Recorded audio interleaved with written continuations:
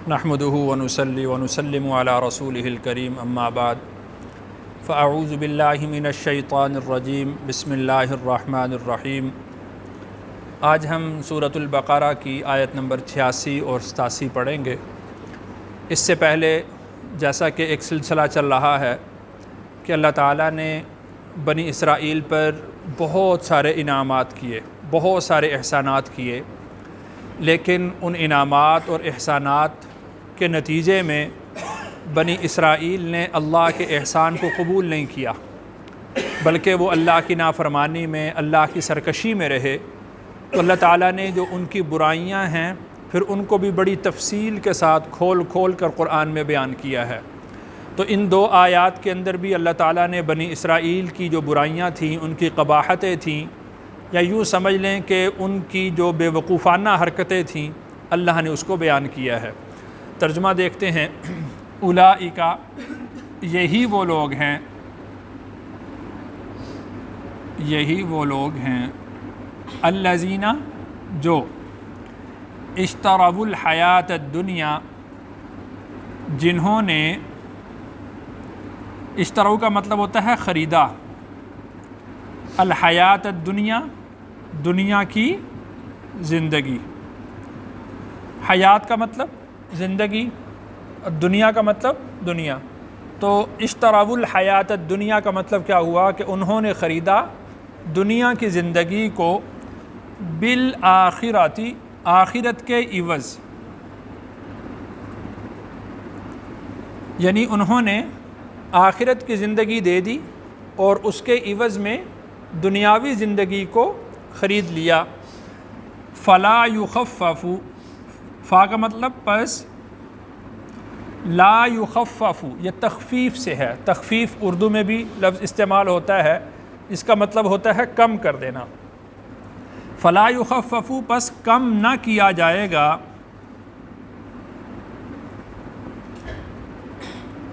عنہم، ان سے،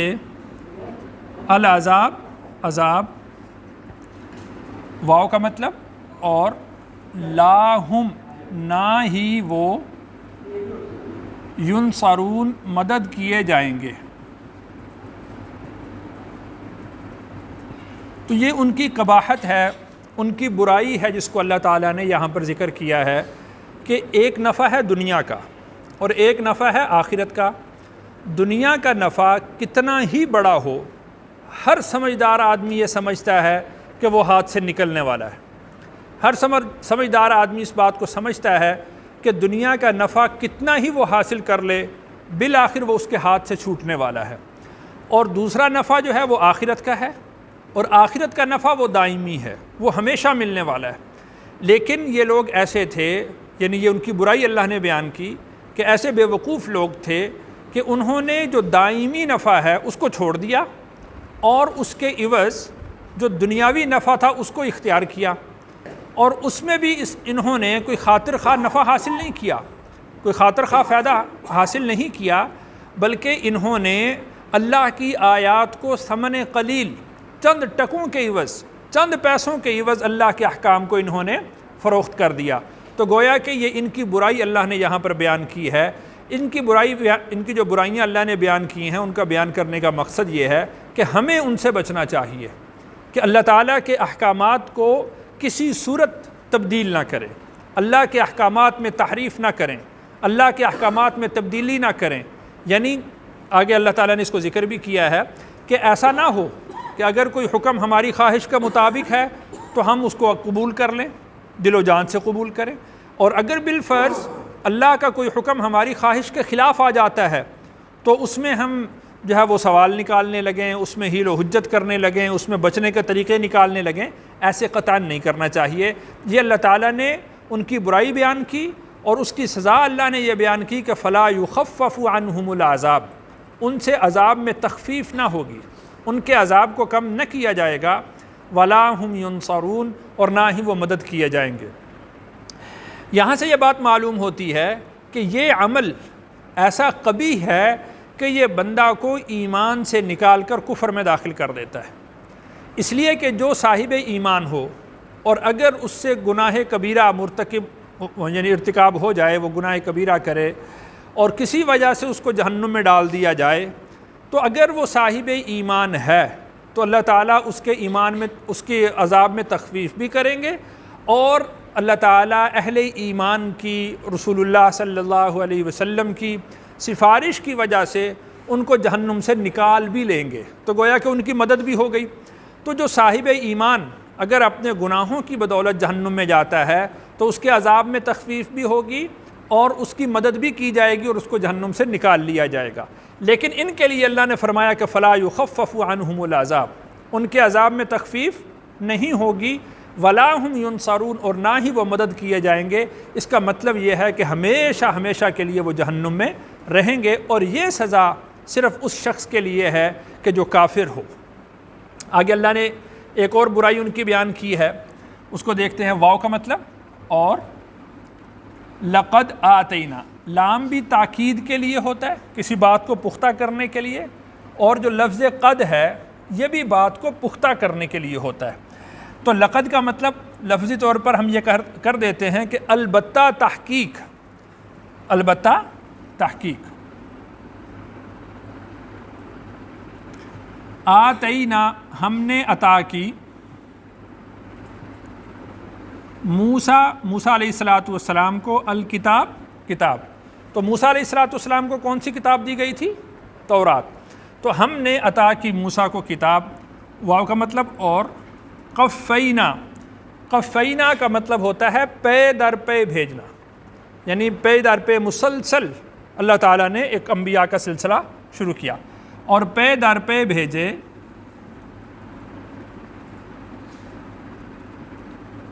من بعدہ، ان کے بعد،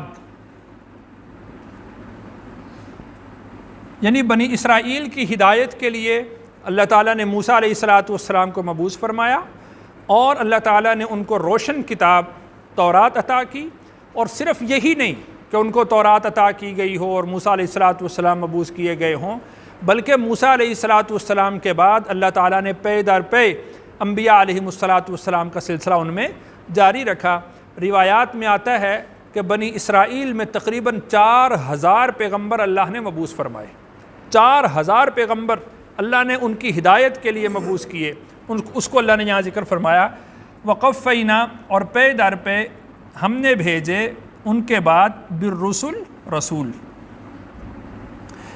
اور یہ جو سلسلہ تھا بنی اسرائیل میں انبیاء کے بھیجنے کا، یہ حضرت عیسیٰ پر آ کر ختم ہوا، اور آخر میں اللہ نے ذکر فرمایا، واو کا مطلب اور، آتینا، ہم نے عطا کی، عیسیٰ ابن مریم، عیسیٰ علیہ السلام کو جو بیٹے ہیں مریم کے،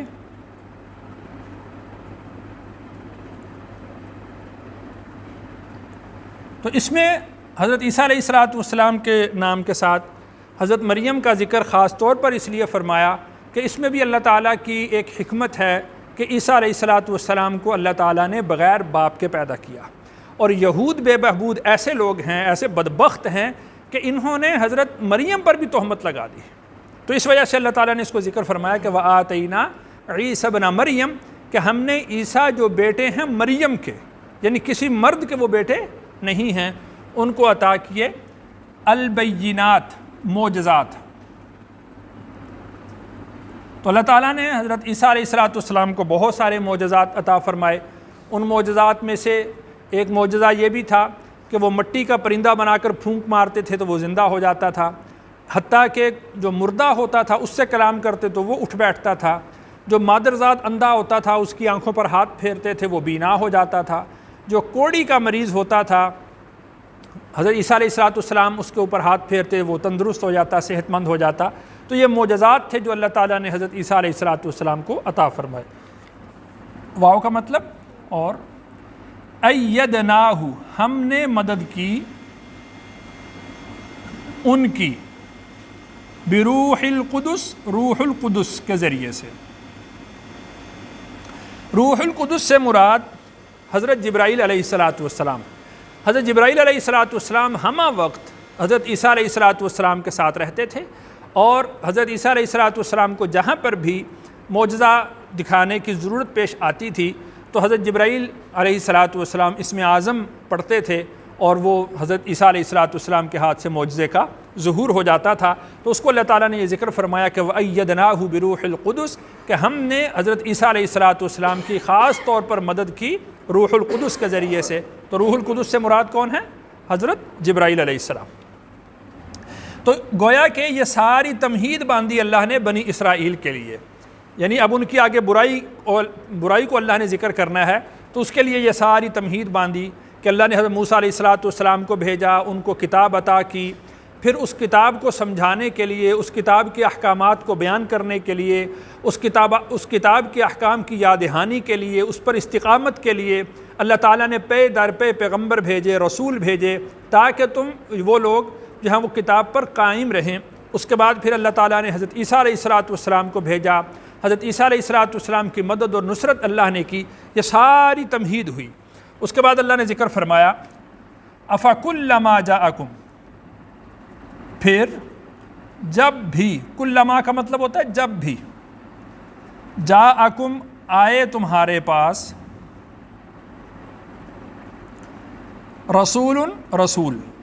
یعنی جب بھی تمہارے پاس رسول آئے، اللہ تعالیٰ ان کی برائی کو بیان کر رہے ہیں، جب بھی تمہارے پاس رسول آئے، بما لا تہوا، اس چیز کو لے کر، لا تہوا انفسکم، جو تمہارے نفس کے خلاف ہوتی تھی، جو تمہاری خواہش کے خلاف ہوتی تھی۔ لا کا مطلب نہیں، تہوا انفسکم، جو تمہاری خواہش کے مطابق ہو، تو جو لا تہوا کا مطلب ہوگا جو تمہاری خواہش کے مطابق نہ ہو، اس چیز کو لے کر جو تمہاری خواہش کے مطابق نہ ہوئی،